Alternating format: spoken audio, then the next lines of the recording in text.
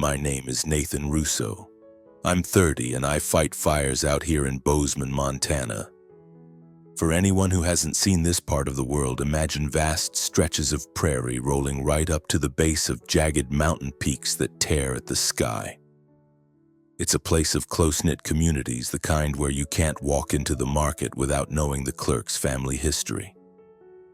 I grew up in a forgotten sliver of the Flathead Valley, in a house where being poor wasn't just a condition, it was a constant presence sticking to us no matter how hard we tried to outrun it. But look, this isn't some sob story.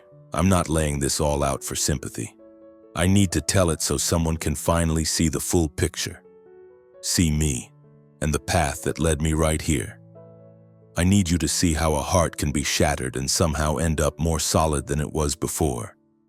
Right now, I'm in the break room at the station, a cramped little space that always smells faintly of sweat and cleaning solution. My thumb keeps circling the lip of this ceramic mug, the coffee inside long gone cold. The only sounds are the methodical tick-tock from the clock on the wall and the low, static-laced voice from the dispatch radio calling out a slow shift. A welcome silence. My turnout coat is slung over the back of the chair, and I can catch the persistent, acrid scent of old smoke clinging to the fabric, a smell that never quite washes out.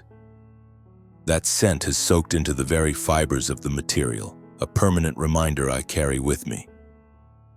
It's woven into my life now, inseparable from the memories of my youth, my parents, my grandmother, and all those times I was sure I wouldn't make it through. My childhood unfolded in a weathered timber house just outside the town limits, its roof a patchwork of mismatched shingles and its window frames groaning whenever a strong gust of wind swept down from the mountains. My dad, Leo Russo, broke his body doing construction, his complaints about an aching back a nightly ritual. My mom, Clara, spent her days at a local garment factory, surrounded by the deafening drone of industrial sewing machines from morning until night. They poured every ounce of their strength into those jobs, but the money was never enough.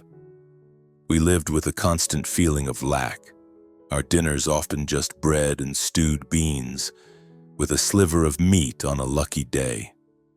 I remember sitting at that table under a dim yellow light, watching the shadows play across my parents' weary faces.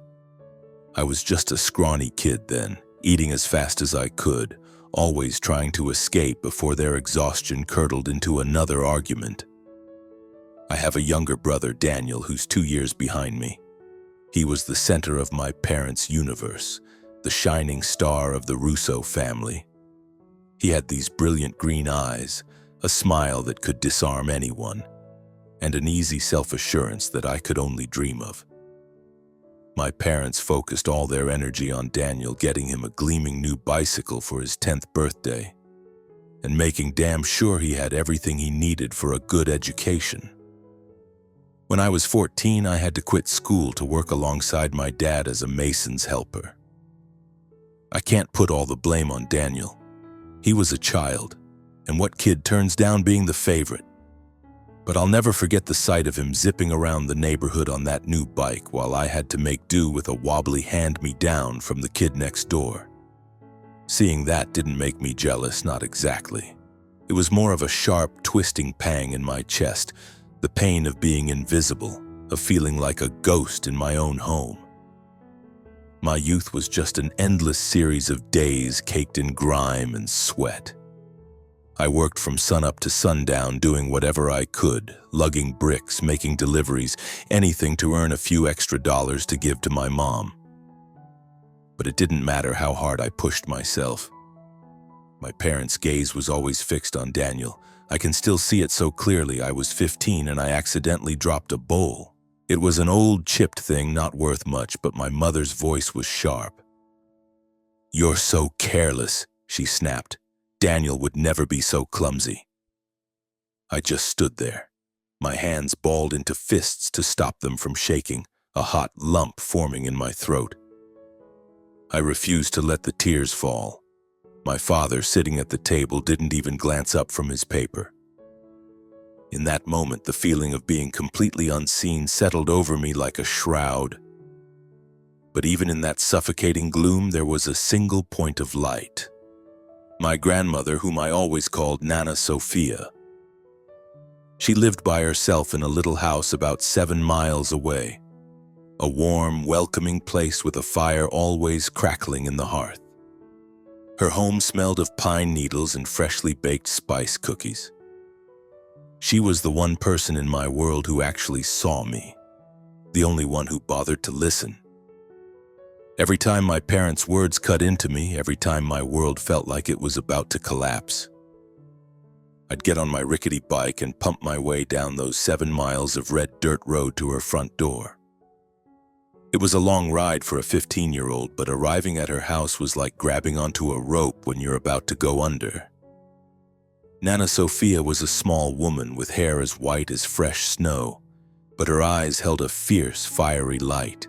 She was always wrapped in an old blue cardigan, no matter the season, and she always had a steaming mug of herbal tea cradled in her hands. She would tell me stories about her own life, about the struggles she'd faced and the ways she had found to push through them. "Nathan," she'd say, her voice a warm, unwavering anchor, "you don't have to be wealthy in your pockets, but you must be wealthy in your spirit. That kindness, that is something nobody can ever steal from you." She was the one who taught me how to stand firm against hardship, how to keep my own heart from breaking even when it felt like everyone else had already turned away. She was the one who placed a tiny seed of a dream inside me, a dream of doing something that had real meaning, of being there for people, of living a life that counted for something. Those afternoons spent in her little kitchen were the only truly bright spots in my entire childhood. I'll never forget showing up at her door when I was 16, bone-weary after a brutal day on a construction site. I finally broke down and cried, not because my body ached, but because my mother had just told me I was useless and would never amount to anything. Nana Sophia just pulled me into a hug, stroking my hair the way she did when I was a small boy. "You are a fire, Nathan," she whispered. "One day you will burn so bright that the whole world will have to see your light." I didn't quite grasp what she meant back then, but her words etched themselves onto my soul, becoming a silent vow I made to myself. At 20, I made the choice to leave home. It wasn't an act of rebellion or anger. I just knew deep down that I had to forge my own way. I walked into the recruitment office and signed up to become a firefighter. It was a path Nana Sophia had always encouraged. She used to say it was a job for people with the strongest hearts, and more than anything, I wanted to prove her right. I packed my things and moved to Bozeman, where I threw myself into training and eventually started my first post at the city fire station. It was anything but easy. The shifts were brutal, the fires terrifying, and I spent countless nights staring at the ceiling of my cheap apartment, questioning if I'd made the right choice. But whenever that insidious doubt started to take hold, I would picture my grandmother's face, her unwavering belief in me, and I'd force myself to get up and keep going. This job is so much more than just hosing down flames. It's about running headfirst into chaos when every instinct screams to run away. It's about placing a stranger's life before your own. I've carried terrified children out of smoke-filled rooms and helped pull elderly people from the twisted metal of car wrecks. Every single time I help save a life, my own heart feels a little less heavy, as if I'm repaying some small piece of the hope Nana Sophia gave to me. Even so, deep inside, there's a persistent ache for something I've never known. A simple acknowledgement from my family, from my parents. I know it's a childish fantasy, but the longing sticks to me like a second skin, a shadow from my past I can't seem to shake. My brother Daniel is 18 now. He never went to college, even after my parents drained their meager savings to give him that chance. Daniel's life revolves around parties, looking cool and finding new ways to get himself into trouble. I've heard stories about him getting into brawls at bars and completely wrecking my dad's truck. But my parents always make excuses for him. Daniel and I barely speak. It's not because I resent him. It's just that every time we try to talk, the chasm between our lives feels wider and more impossible to cross. I still love him. He's my brother after all, but I know he has to figure things out for himself. Nana Sophia is in her 70s now, but she's as resilient and full of hope as she's ever been. I drive out to see her as often as I can, bringing her fresh bread and good coffee, and we just sit while she tells me her stories. She still calls me her fire, and hearing her say it makes me feel like I'm capable of anything. By the time I turned 28, I'd been on the job for almost 8 years. 8 years of confronting smoke, fire, and the sounds of pure panic. 8 years of training myself to remain steady when everything around me was falling apart. This work isn't just a career, it's become a fundamental piece of who I am. It's as essential as breathing, as steady as my own pulse. But nothing in all that time could have prepared me for what unfolded on that particular afternoon. It was a day that would test more than just my physical limits. It would incinerate every assumption I held about myself and my family. The afternoon began just like any other. I was at the station with a couple of the guys wiping down the engine.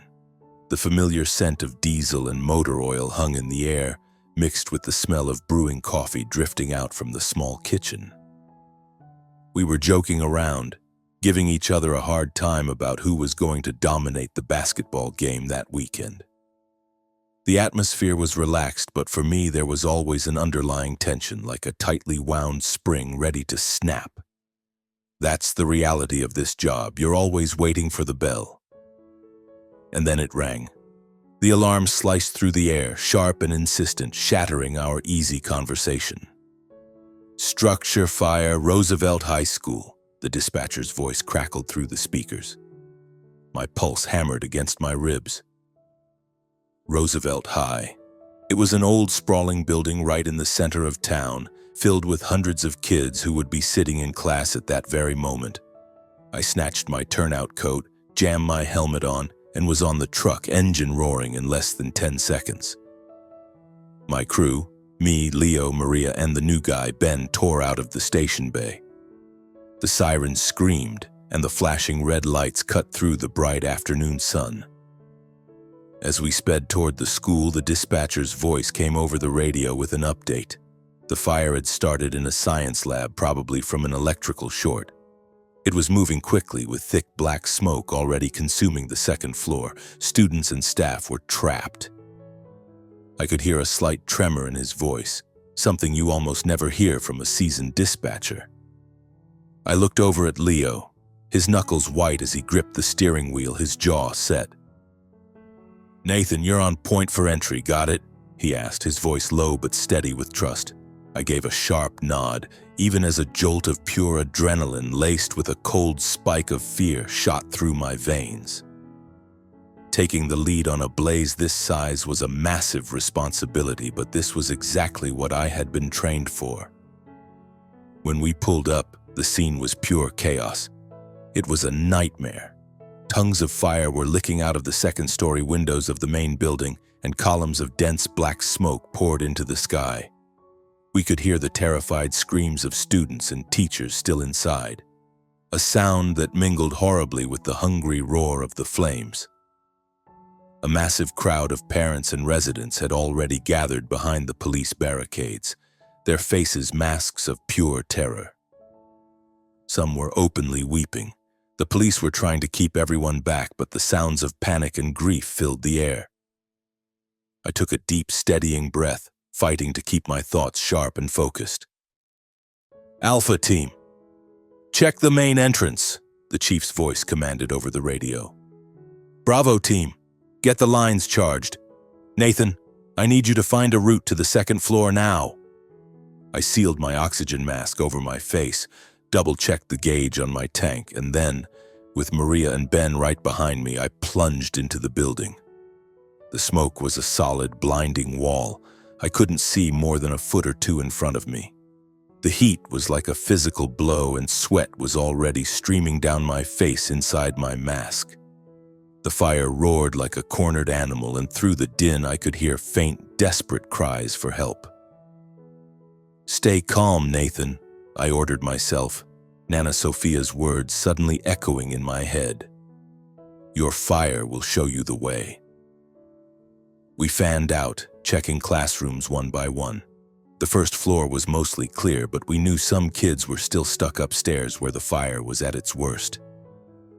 I located 2 teachers and a trio of students huddled together in a classroom, all of them choking on the smoke.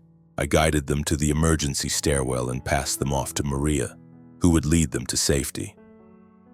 But just as I turned to go back in, Ben's voice crackled over the radio. "Nathan, the library! There's someone trapped in the library!" The library was at the far end of the corridor, where the smoke was a thick, swirling mass and flames were already crawling across the ceiling. I sprinted toward it, my heart hammering against my ribs so hard I thought it might explode. The library door was jammed shut, but I could hear a faint, weak cough and a muffled cry from the other side. I put my shoulder into it and kicked the door open. The scene inside made me freeze. A girl, maybe 16 years old, was curled on the floor beside a bookshelf, her face ashen, her eyes shut. The room was choked with smoke, and small fires were beginning to catch on the spines of the books around her. "Hey, kid, wake up!" I dropped to my knees and shook her shoulders gently. She let out a soft groan and her eyelids fluttered, but it was obvious she was losing consciousness from the smoke inhalation. I ripped off my heavy turnout coat and wrapped it around her, trying to shield her from the worst of the heat, then scooped her up into my arms. She was surprisingly light, but with every step it felt like I was carrying an impossible weight. The acrid smoke burned my eyes, even with the mask on. I knew we had to get out of there, but the hallway had transformed into a raging tunnel of fire. Suddenly, a sickening crack echoed through the corridor. I glanced up just in time to see a massive, burning bookshelf tilting, ready to fall right on top of us. I threw the girl forward, pushing her clear, but I wasn't fast enough to get out of the way myself. The shelf crashed down, slamming into my shoulder and the side of my head. A white-hot, searing pain shot through me. I went down hard, the world spinning violently around me. Don't you dare give up, Nathan," I heard myself whisper, Nana Sophia's voice cutting through the haze. Clenching my jaw against the pain, I fought my way back to my feet, grabbing the girl and dragging her with me down the hallway. Just behind us, a flaming support beam collapsed with a roar, cutting off our only path back. Every breath was a fresh wave of agony. My arms and back felt like they were on fire, but I refused to stop. I spotted a window at the end of the hall and used my axe to shatter the glass. A rush of clean air filled my lungs, and I yelled into my radio, "East side, second floor window, I have a victim." I carefully handed the girl through the broken window frame and into Leo's waiting arms as he reached the top of the rescue ladder. "You good, Nathan?" he shouted over the noise. I couldn't form a reply. My head was spinning, my body screaming, about to give out. I managed to pull myself through the window, and then everything went black. When I came to, I was lying on a stretcher with an oxygen mask pressed tight against my face. The piercing wail of an ambulance siren filled my ears, along with a low buzz of voices. My head was pounding as if someone was hitting it with a hammer, and my arms and back were on fire with a sharp, stinging pain. "You're awake." Maria was sitting next to me, her expression a jumble of relief and deep concern. "You scared the hell out of all of us." "The girl," I managed to croak, my voice raw and scratchy. "Is she okay?" "She's fine. Because of you," Maria said, her hand squeezing mine. "You saved her life, Nathan, but you're pretty banged up. Second-degree burns on your back and arms. A mild TBI, the doctors say you need to rest." I shut my eyes, the fragmented images of the fire slowly coming back into focus.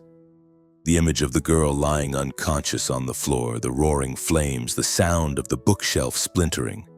It all replayed in my head like a nightmare on a loop. I had no idea who she was, but I knew I had done what I had to do. Nana Sophia would be proud, I thought, and the corner of my mouth twitched into a weak smile. They took me to Bozeman Health Deaconess Hospital. It felt like another planet in there, the sterile smell of disinfectant, the cold fluorescent lights, the constant rhythmic beeping of monitors. I lay in that bed for days, my arms and back wrapped in bandages, a dull, persistent ache throbbing in my skull. The doctors kept telling me how lucky I was. If that bookshelf had been any heavier, if I had been a second slower, I might not be here. But I didn't feel lucky. I just felt hollow, as if the fire had burned out something essential inside me. The first few days in the hospital were a blur of pain, medication, and restless, dream-filled sleep. Every time I surfaced, I'd just lie there and stare out the window, watching the bright Montana sun slice through the blinds, highlighting the tiny hairline cracks in the plaster on the opposite wall. I thought about the fire. I thought about the girl. I'd learned her name was Chloe, and I thought about that terrifying moment when I was sure I wasn't going to make it out alive. But more than anything, I thought about my parents. I kept imagining them walking through that door, taking my hand and finally telling me they were proud of me. It was a stupid, childish fantasy, I knew that, but some part of my heart just wouldn't let it go. The burns on my arms and back screamed every time I tried to shift my weight. The doctors explained they were second degree, not bad enough for skin grafts, but serious enough to keep me hospitalized for a few weeks. The TBI left a constant buzzing hum inside my head, like a nest of angry hornets had moved in. I was confined to the bed, only allowed up when a nurse came to change my dressings or wheel me down to physical therapy. During the long hours in between, I'd just lie there, tracing the patterns on the ceiling tiles, trying to keep my mind blank. Maria and Leo, my partners from the station, were there almost every day.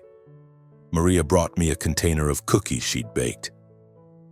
"Not as good as your Nana's," she said with a small smile, "but they'll have to do for now." Leo would tell me stories from the station about how Ben, the rookie, still got a tremor in his voice whenever anyone mentioned the Roosevelt High fire. "You're a hero, Nathan," Leo said one afternoon, patting my good shoulder carefully. I tried to manage a smile, but I didn't know what to say. A hero? I just did my job. Nana Sophia, of course, came to see me. She showed up on the third day, right as I was coming out of a long, drug-induced sleep. She walked into my room, that familiar blue cardigan wrapped around her tiny body, her eyes as bright and fierce as ever. "My fire," she said, taking my hand. Her own hand was trembling, but her voice was full of pride. "Oh, Nathan, you have made me so proud."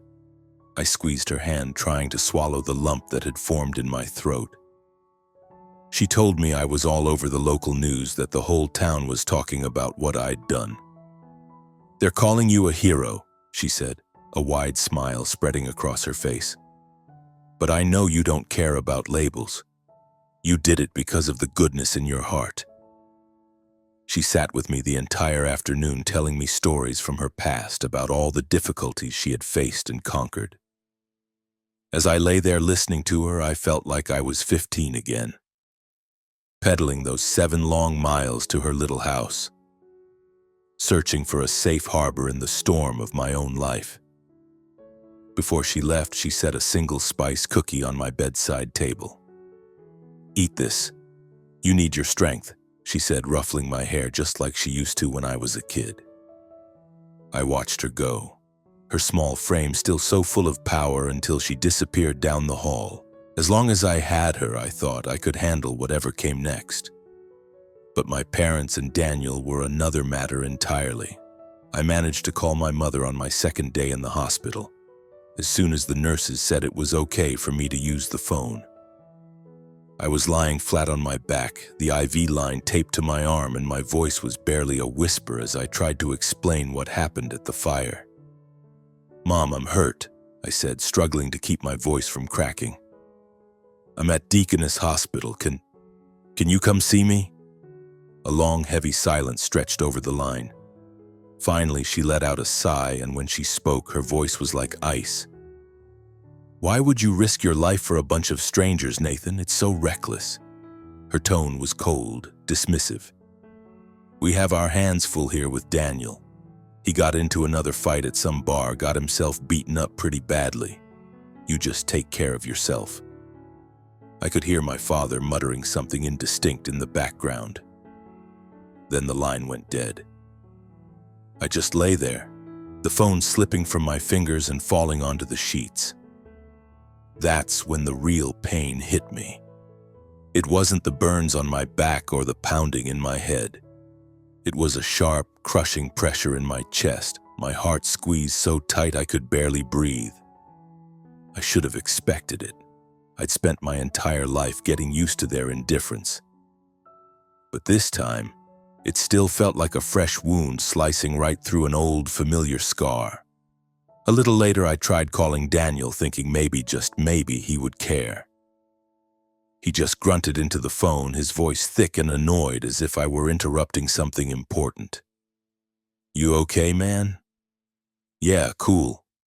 Mom's freaking out about my thing, so... you know, we're kinda busy right now." I hung up without saying another word. I turned my head and stared out the window as the afternoon light began to fade. In that moment, I felt like I was that lost little boy all over again, watching Daniel show off his shiny new bike while I struggled to keep my wobbly one upright. The next few days were a miserable haze of physical agony and emotional numbness. The nurses came in to change my dressings, and with every strip of gauze they peeled away, I had to clench my teeth to keep from crying out. My back and arms were a mess of raw, blistered skin. The doctors kept reassuring me that the burns would heal, but all I could think about were the scars that would be left behind. My head injury made it difficult to concentrate, and at night the fire would come back to me in vivid flashes, so real I could feel the smoke filling my lungs again. But the silence from my family was worse than any of it. It was a constant gnawing pain. I waited day after day, clinging to the hope that they would call or send a text, any small sign that they were thinking of me. There was nothing. I couldn't stop wondering if they'd seen the articles in the paper, if they'd heard about what happened on the news. The entire city was talking about the fire, about the hero firefighter, yet my own parents, the two people who were supposed to care the most, had chosen to ignore me completely.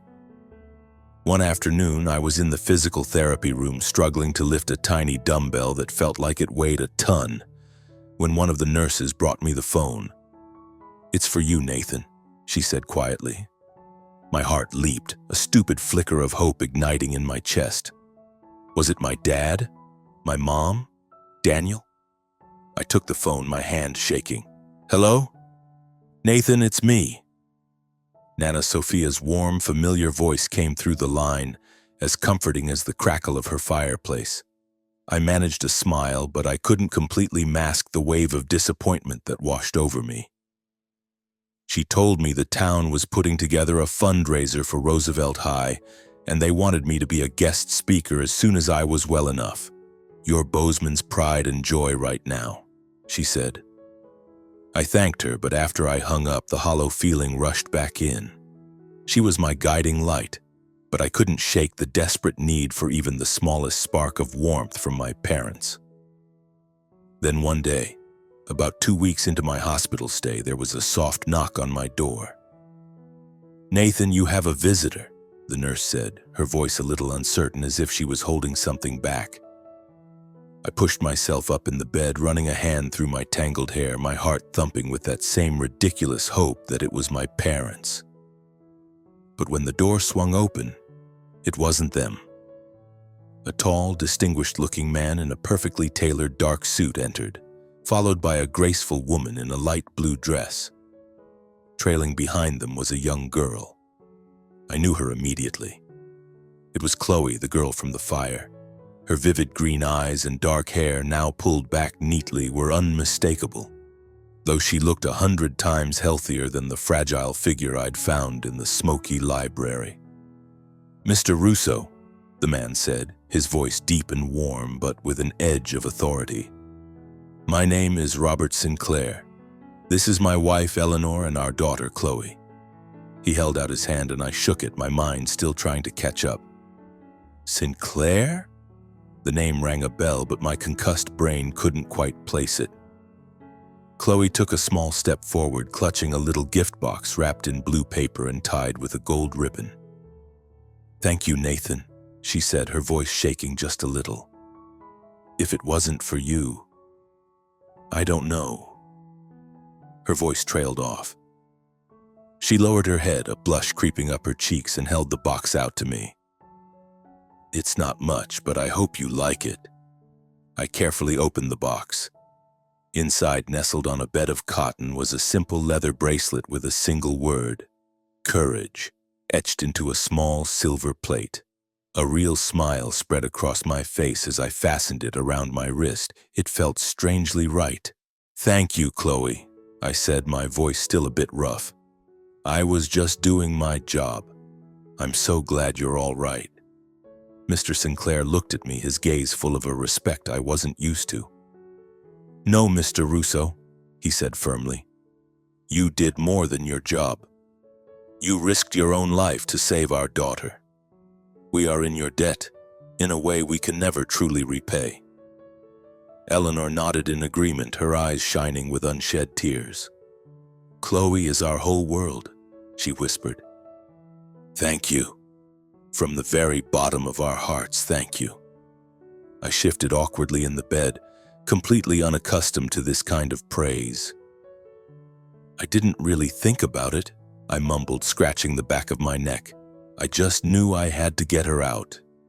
Mr. Sinclair smiled, but his expression remained serious. "You are a truly remarkable young man, Nathan. When you're back on your feet, I want you to come by my office, all right? I'd like to have a proper conversation." He handed me a business card. I took it, still not quite understanding the full weight of the encounter. They left a few minutes later, leaving me with the bracelet, the card, and a swirling mix of confusion and curiosity. A few nights later, as I was trying and failing to fall asleep, there was another knock. "Nathan, you have another visitor," the nurse announced. My heart did its familiar jump. I sat up, ran a hand through my hair, and held on to that stubborn, foolish hope that it was finally my parents. But when the door opened, it was just a reporter from the local paper looking for an exclusive interview. I told him I was too tired to talk. The disappointment that followed was a heavy, familiar weight, a shadow that seemed to have permanently attached itself to me. I kept waiting for them to show up, and every day that passed without a call or a visit left me feeling more frustrated and alone. Not a single text, not one word. During my last week in the hospital, I started to feel more like myself again. The burns were beginning to heal, though I knew they would leave behind angry red scars. The constant throbbing in my head subsided to a dull ache, and I could finally walk down the hall without assistance. But the wound in my heart, the one carved out by my family's indifference, still smoldered like embers that refused to go cold. Nana Sophia was there on the day I was finally discharged. She brought me a small bouquet of wildflowers she'd picked from her own garden, their sweet, earthy smell instantly transporting me back to those quiet afternoons in her kitchen. "You did a wonderful thing, Nathan," she said, her hand warm and steady on mine. "But you must remember you did it for you. You did it because of who you are, not for anyone else's approval." I nodded, understanding she was right, but the empty space inside me remained. I knew my path forward wasn't finished yet. Mr. Sinclair's business card had been sitting in my bedside table right next to Chloe's bracelet. I had no idea what would come of that meeting, but I could feel something shifting on the horizon, like the first gust of wind before a storm rolls across the plains. On the day I finally walked out of that hospital, the Montana sky was a brilliant, cloudless blue. The afternoon sun cast long, golden shafts of light through the tall pines that lined the road leading away from the city. "Time to go home, my fire," Nana Sophia said, taking my arm as I stepped out into the fresh air, my legs still a little unsteady after so many days of being stuck in bed. I pulled her into a hug, drawing strength from this small woman who had been my only constant source of light. In my pocket, I could feel the sharp corner of Mr. Sinclair's business card and the smooth leather of the bracelet Chloe had given me. They were tangible proof that even if my own family had abandoned me, there were still people in the world who saw my worth. I went back to my small apartment in Bozeman, a simple place with second-hand furniture and a single framed picture on the end table, one of me and Nana Sophia smiling. The scars on my back and arms were a constant pulling reminder of the fire, but the doctors had cleared me to return to duty after a few more months of rest and physical therapy. I wasn't rushing it. Firefighting was who I was, but the Roosevelt High blaze had left a mark on me that went far deeper than any burn. I needed time to process it all. I needed time to figure out who I was now. In the weeks that followed, I spent most of my days out at Nana Sophia's house. We'd sit on her porch for hours, drinking coffee and watching the wild horses graze in the distant fields. She'd catch me up on all the local news, telling me how the whole town was still talking about the fire, about the stacks of thank you letters from Roosevelt High parents that were piling up at the station. "You did a wonderful thing, Nathan," she'd say, her eyes shining. "But I know you didn't do it for the attention. You did it because that's who you are."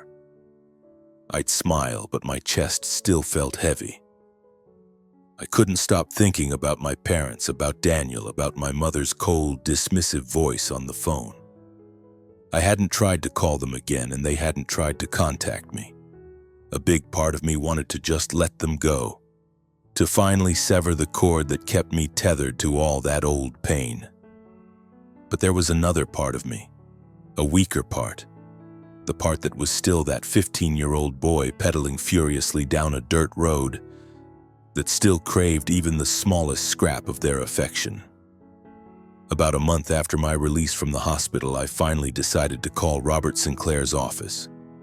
His business card had been sitting on my kitchen counter for weeks, right next to a perpetually cold mug of coffee. It was an understated card, just his name, a phone number, and an address in downtown Bozeman. There was no job title, no company name, but the heavy cardstock and sharp, embossed lettering spoke of a world I had never been a part of. I dialed the number, my voice a little shaky. "Hello, Mr. Sinclair? This is Nathan Russo. You told me to call when I was feeling better." "Nathan!" His voice was a warm, confident boom over the phone. "Good to hear from you. Are you recovering well? Excellent. Can you come by my office this afternoon, say 3 o'clock? We have a few things to talk about." I agreed, a knot of nerves and anticipation tightening in my stomach. What could he possibly want with me? Was this just another thank you? Or was it something else entirely, something I couldn't even begin to guess? I pulled on my one good button-down shirt, tugged a baseball cap over my still-healing scalp, and drove my beat-up old truck to the address on the card. Sinclair's office was in a sleek, modern glass tower in the heart of downtown Bozeman, a world away from the dusty roads and clapboard houses I was used to. A polite young receptionist greeted me with a smile and led me down a long, marble-floored corridor to a corner office. Mr. Sinclair rose from behind a massive mahogany desk as I entered, shaking my hand with a firm, genuine grip. "Nathan, thank you for coming in," he said, gesturing toward a plush leather armchair facing his desk. "Please have a seat. Can I get you some coffee, water?" "Coffee would be great, thank you," I managed to say, trying to sound more composed than I felt. My eyes darted around the room, taking in the expensive-looking modern art on the walls and the floor-to-ceiling window that offered a stunning panoramic view of the mountains. Everything in the room screamed wealth, but it was a quiet, understated kind of power, a level of sophistication I had never encountered before. Mr. Sinclair sat back down, studying me with a look that was both appraising and friendly. "Are you recovering all right?" he asked, his tone full of genuine concern. "I know you were seriously injured saving my daughter." "Still a little sore, but I'm getting there," I said, my fingers instinctively going to the leather bracelet Chloe had given me. "Thank you for asking." He nodded, then paused for a moment, as if carefully choosing his next words. "Nathan," he began, his voice growing more serious, "I need you to understand that my family and I owe you a debt that can never be fully repaid. Chloe, she is our entire world. If it wasn't for you, I don't know what we would have done." I shook my head, feeling that familiar wave of awkwardness. "Sir, I was just doing my job. Any firefighter in my position would have done the same thing." "No," he said, his voice firm. "Not everyone would have. You ran back into that inferno knowing the risks. That's not just a job, son. That is true courage. That is character." He paused, his gaze locking with mine. "I took the liberty of looking into your history. A young man who grew up with nothing, who started working as a boy to help support his family. You had so little, and yet you were willing to give everything to save a stranger. That is a rare quality, Nathan." I looked down at my hands, not knowing how to reply. His words echoed what Nana Sophia had been telling me my whole life about the importance of having a good heart. But I still couldn't figure out where this was all going. "Thank you," I said, my voice thick with emotion. "But I wasn't expecting anything for it." "I know you weren't," Mr. Sinclair said with a warm smile. "And that's precisely why I want to do this for you." He slid a thick manila envelope across the polished surface of the desk, stopping it right in front of me. "This is a gift from my family to you. It's not a payment. No amount of money could ever repay what you did, but we hope it will help you, give you a chance to build a better life." I stared at the envelope, my heart starting to pound. My hands shook as I opened the flap. Inside, there was a single check. The number written on it was $5 million.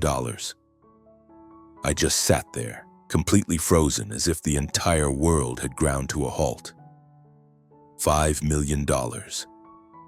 It was a number so large it was almost meaningless, more money than I could have ever imagined in my wildest dreams.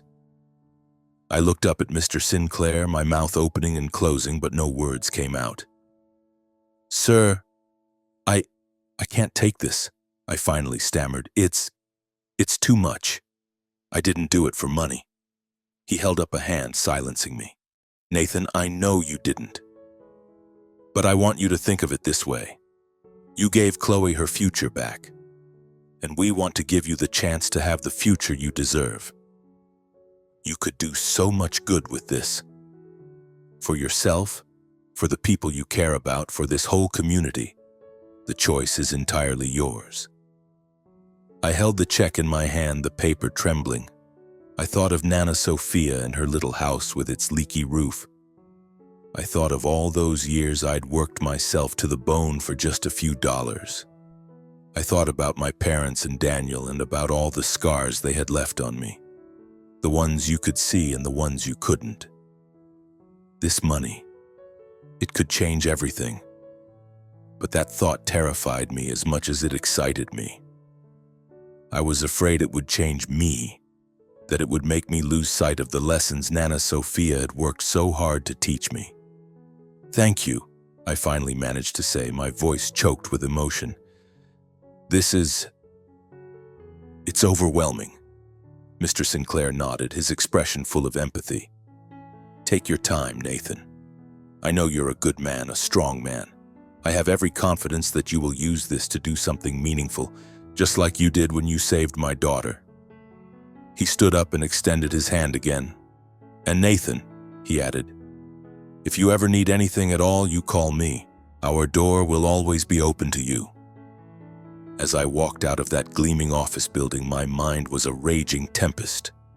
I drove for a long time, the check a heavy, impossible weight in my pocket. I didn't tell Nana Sophia about it, not right away. It wasn't that I didn't trust her. I just needed time to wrap my own head around it. I finally pulled over on the side of a deserted road, killed the engine, and just sat there, watching the sun dip below the jagged peaks of the mountains. Nana Sophia's voice echoed in my mind. "You don't have to be wealthy in your pockets, but you must be wealthy in your spirit." This check could change my life, but would it make me happy? Would it heal the parts of me that were broken? In the following weeks, the story of the fire and my part in it just seemed to grow. The papers were calling me the Bozeman hero, and letters started arriving at the station for me, from strangers, from parents and students, even from firefighters in other states. They all thanked me, called me an inspiration. But I didn't feel like a hero. I was just Nathan, a firefighter who was still trying to make sense of it all.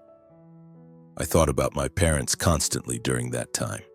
A part of me, a small, foolish part, wanted to call them up and tell them about the check just to see how they would react. But I was scared. I was terrified that they would only see the dollar signs, that they still wouldn't see me on the... I could still hear my mother's icy voice calling me reckless, still see my father's stony indifference, still feel the sting of Daniel's apathy. So I decided not to call. Not yet. A few days later, I drove out to see Nana Sophia. I finally told her everything about the meeting with Mr. Sinclair, about the $5 million check. She just listened quietly, her eyes bright but not showing any surprise. "Nathan," she said when I was done, placing a warm hand on my shoulder, "you earned that gift, and I have no doubt you will use it for good." I nodded, feeling a massive weight lift off my chest just by sharing it with her. "What should I do with it?" I asked her. She smiled that familiar knowing smile and ruffled my hair, just like she always did. "You do whatever makes your heart feel full, Nathan." In the days after that conversation, I started to really think about my future. The check was locked away in a small safe in my closet, but its presence was a constant, looming thought. I thought about buying Nana Sophia a new house, a proper one with no leaks in the roof. I thought about setting up some kind of fund to help other families who were struggling just like mine had. I thought about Chloe and the Sinclairs and how their kindness had cracked open a window in the dark room of my past. And I thought about my family, the people I still loved, even though they had never been able to love me back in the way I so desperately needed. After a week of turning it all over in my head, I knew it was time to do something. I couldn't just let that check sit in the safe, a symbol of everything I was too afraid to confront. I took it out, folded it carefully, and slipped it into the inside pocket of my coat. Then I drove to the biggest bank in Bozeman, the same First Security Bank where I'd opened my first checking account when I got hired at the station. It was a Wednesday morning, and the air was so cold my breath plumed out in a white cloud as I climbed out of my truck. I pulled my cap down low, hoping not to be recognized, even though my face was still showing up in the local paper from time to time. Inside the bank, the warm air smelled of old paper and money. I got in line, my hands shoved deep in my pockets, my fingers brushing against the folded check. When it was my turn, I walked up to the counter where a young teller with her hair in a neat bun smiled at me. "Hi, how can I help you today?" she asked brightly. "I'd like to deposit this," I said, my voice quiet as I slid the check under the glass. She picked it up. Her eyes scanned the numbers, then widened in disbelief. She looked up at me, then back down at the check as if she couldn't process what she was seeing. You're Nathan Russo, right?" she asked, her voice suddenly hushed. The firefighter? The one who saved that girl from the Roosevelt High fire? I nodded, feeling my face get hot. Yeah, that's me. Her smile broadened, a mixture of awe and professional curiosity. One moment, please, she said. For a deposit of this size, I'll need to get the branch manager. She quickly disappeared into an office at the back of the bank. I just stood there, feeling the stares of the other customers in line boring into my back. An older man standing behind me whispered something to his wife, and I clearly heard the word hero. A moment later, the bank manager, a middle-aged man in a sharp gray suit, came out of the office with the teller. He walked right up to me and shook my hand, his grip firm. Mr. Russo, it is an honor to meet you, he said, his voice formal but friendly. We've all read about your bravery in the paper. I'll be happy to handle this transaction for you personally. He led me into a private office where I signed a stack of documents and listened as he explained the various security measures required for such a large deposit. $5 million, he said, his voice low and confidential. A gift from the Sinclair family, I presume? I just nodded, not wanting to get into the whole story. Yes, they wanted to show their gratitude. A very well-deserved gift, he said with a respectful smile. But I have a feeling you didn't do it for the money, did you?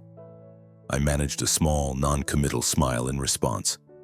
When I finally walked out of that bank, my account balance had a lot more zeros in it, but I didn't feel any different.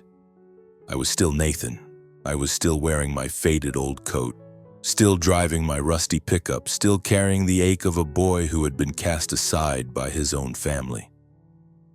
The news about the check spread like wildfire, much faster than I could have imagined. I have no idea how the press got a hold of the story. Maybe it was the teller at the bank, or maybe someone from Mr. Sinclair's office let it slip. A few days later, the local paper ran a front-page story with the headline, Bozeman Hero Gifted $5 million by Grateful Family. The article rehashed the details of the fire, my role in the rescue, and the generous gift from the Sinclairs, though it respectfully protected Chloe's identity. The Sinclairs, as I was beginning to understand, were an incredibly wealthy but intensely private family, who owned vast real estate and agricultural holdings all over the state. They almost never made public appearances, but their gesture to me had suddenly become the biggest gossip in town. Bozeman was buzzing with the news. My phone started ringing off the hook, calls from my co-workers at the station, from my neighbors, even from people I didn't know. They all wanted to congratulate me, to ask what I was planning to do with all that money. A few of them joked that I could finally afford to replace my old clunker of a truck. I'd laugh along, but on the inside I was starting to feel the pressure mount. The money wasn't just a gift, it was a responsibility, a burden. I was terrified I would screw it up, that I would somehow disappoint Nana Sophia. And then, just as I had feared, my family reappeared. It was 2 days after the article came out. My phone buzzed and my mom's name flashed on the screen. I just stared at it, my heart starting to race, but it wasn't with excitement. I took a deep breath and finally answered. Hello, Mom. Nathan? Her voice was sickly sweet, a tone I hadn't heard in years. How are you doing, honey? I heard you got a very generous gift from that wealthy family. $5 million, is that right? I squeezed the phone so hard my knuckles turned white. A heavy pressure was building in my chest. Yeah, I said, my voice flat and cold. How'd you hear about that? Oh, everyone's talking about it, she chirped, but her laughter sounded hollow and fake. Your father and I are just so proud of you. You did such a brave thing, Nathan. Why didn't you tell us? I bit down hard on my lip, forcing back the torrent of angry words that were threatening to spill out. Proud. They hadn't bothered to visit me in the hospital. They hadn't even called when I almost died.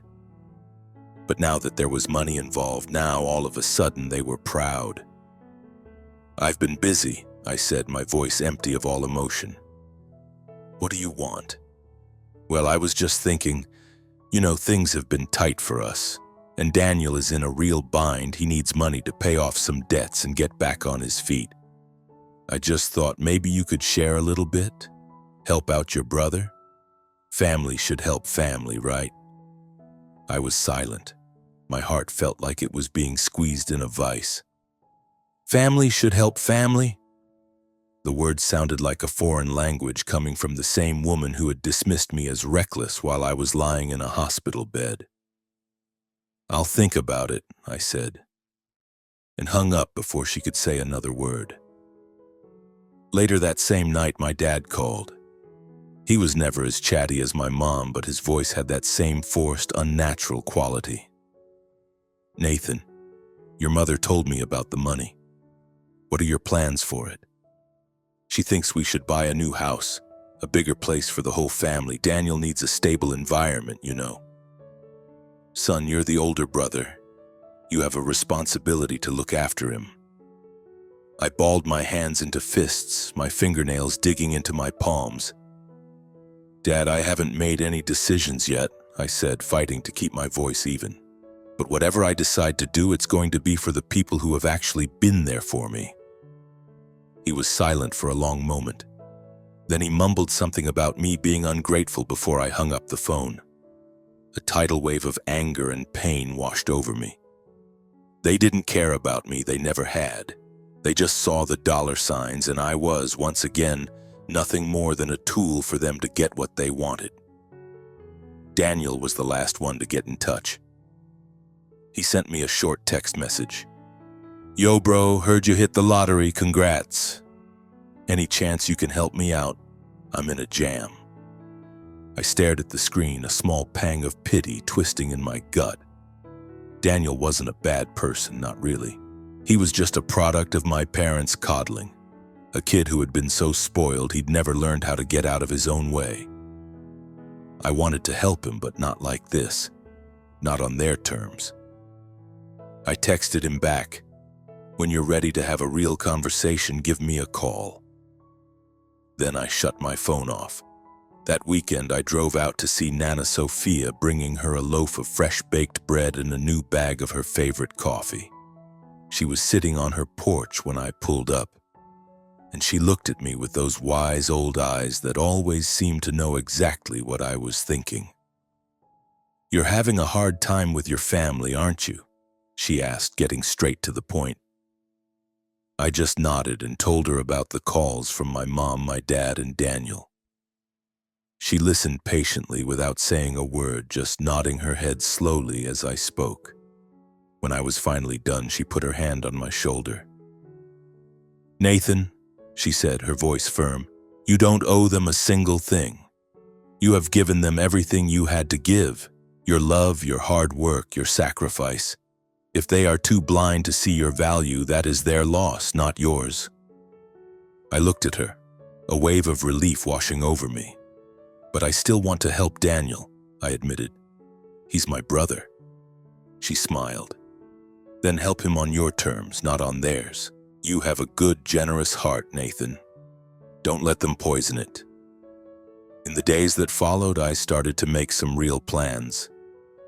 I wanted to use the money to do something that mattered, just like Nana Sophia said. I used a portion of it to buy a comfortable house on a small hill just outside of Bozeman, with a porch that looked out over the entire valley. It was a timber frame house with a deep green roof, big windows that let in all the morning light, and a yard big enough for Nana Sophia to plant all the wildflowers she could ever want. I asked her to come live with me, and she accepted without a moment's hesitation, her eyes lighting up when she saw the garden space. This is the kind of place I've always dreamed of, she said, squeezing my hand. But you, Nathan, you are my true home. We moved in on a bright spring day just as the first wildflowers were starting to pop up in the fields. I bought a couple of horses, adopted a shelter dog I named Ash, and together we started our new life. Every morning I'd wake up early, make coffee for Nana Sophia, and we'd sit out on the porch together and watch the sun come up. Ash would lie at my feet, his tail thumping a steady rhythm against the wooden planks, and I would feel a kind of simple, quiet happiness I had never experienced before. With a large portion of the remaining money, I started the Sophia Russo Foundation, a non-profit dedicated to supporting low-income workers who had been injured on the job. The foundation helped cover medical expenses, provided financial assistance to families, and offered retraining programs for people who couldn't return to their old jobs. It was for firefighters, construction workers, factory employees, farmhands, anyone who had been hurt just trying to make a living. I worked with a team of lawyers and financial advisors that Mr. Sinclair recommended, making sure the money was managed properly and put to the best possible use. Every time we got a thank you letter from a family we had been able to help, that little fire inside my chest burned a little bit brighter. I kept in touch with the Sinclairs. Chloe would come out to the house sometimes, telling me all about her classes and her dream of becoming a writer. She started calling me her big brother, and I felt a real protective bond with her. Mr. Sinclair became a mentor to me, not just with the foundation, but with life in general. "You're doing this the right way, Nathan," he told me during one of our meetings. "You're making a real difference, not just for yourself, but for this entire community." After months of radio silence, Daniel finally called me. He apologized, his voice quiet and shaky but sincere. "Nathan," he said, "I've been screwing up my whole life. I want to be better. I want to do something good like you." I helped him enroll in a vocational training program that was funded by my foundation, and for the first time in his life, I saw a genuine spark of hope in my brother's eyes. I don't know if Daniel will ever completely turn his life around, but I have hope that with time, he'll find his own way just like I did. My new life isn't without its challenges, but for the first time, it feels complete. Every morning I wake up to the sight of Nana Sophia, the feel of Ash's head on my lap, and the endless expanse of the Montana prairie outside my window. I feel present, truly alive, and that is a gift far more valuable than any amount of money. I'm sitting here on my porch right now, watching the setting sun paint the entire valley in shades of orange and gold. Ash is sleeping at my feet, and I can see Nana Sophia out in the garden watering her flowers. I think about the long, winding road that brought me to this exact spot. My life isn't some perfect story, but it is a story about the power of kindness, the strength of resilience, and the slow, difficult process of learning your own worth. If I had any advice to give, it would be this: live with an open heart, but never let anyone mistake your kindness for weakness. Learn to set boundaries with the people who hurt you, even when those people are your own family. And never forget to find the joy in the small, simple things. A quiet morning with someone you love, a grateful smile from a stranger you were able to help, or just a peaceful moment alone with the mountains. Life will never promise you an easy ride, but I can promise you it's always worth the fight. I look up and see Nana Sophia standing among her wildflowers, holding one up and smiling at me from across the yard. Ash's tail gives a happy thump against the porch floor, and a feeling of pure, uncomplicated warmth spreads through my chest.